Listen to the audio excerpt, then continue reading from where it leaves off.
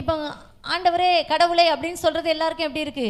ரொம்ப எளிமையா இருக்கு. வரணும், ஜெபிக்கணும், தேவைன்னா போதும், அதுக்கப்புறம் நம்ம என்ன செஞ்சுக்கலாம், நம்ம பாட்டுக்கு வாழ்ந்துட்டு இருக்கலாம் அப்படின்னு சொல்றாங்க. ஆனா ஆண்டவருங்க ஒரு வார்த்தை சொல்றாரு பாருங்க, அக்காலத்திலே. அந்த ஓசியா 2வது அதிகாரம் 16வது வசனத்துல உங்களை எப்படி சொல்றாருன்னு பாருங்க. இனிமே அப்படியே நீங்க சொல்லுங்க. அக்காலத்தில் நீ என்னை இனி பாகாலி என்று சொல்லாமல், பாகாலி அப்படின்னு சொல்லாம ஈசி என்று சொல்லுவாய், ஈஷி அப்படின்னு சொல்லுவாய். எப்படி சொல்லக்கூடாதா? பாகாலி அப்படி சொல்லக்கூடாதா? என்ன சொல்லணுமா?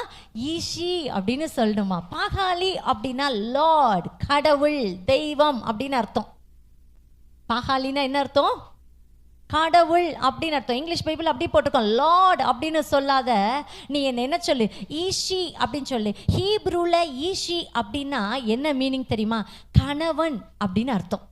மணவாளன், கணவன் அப்படின்னு அர்த்தம். மணவாளனுக்கும் இன்னும் கொஞ்சம் நெருக்கமாய் கணவன். இப்போ ஆண்டவரை பார்த்து என்ன சொல்லக்கூடாது? ஆண்டவரே எனக்கு இதை செய்யுங்க, என் பிள்ளை குட்டியெல்லாம் நல்லா இருக்கணும், நான் எந்த இடத்துலையும் வைக்கப்படக்கூடாது, இப்படி மட்டும் கும்பிட்டுட்டு போறவர் இல்லை உங்க அப்பா. உங்க மேல மகிழ்ச்சியா இருக்கிறார் இல்லையா? ஏன் உங்க மேல மகிழ்ச்சியா இருக்கிறார் தெரியுமா?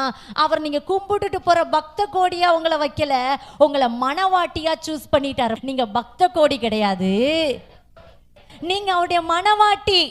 ஆண்களையும் மணவாட்டியா தான் பார்க்குறாரு, பெண்களையும் மணவாட்டியா தான் பார்க்குறாரு. இங்கே உட்கார்ந்து இருக்கிற நீங்கள் ஒவ்வொருவரும் யார் தெரியுமா? ஒரு சபை, ஒரு மணவாட்டி.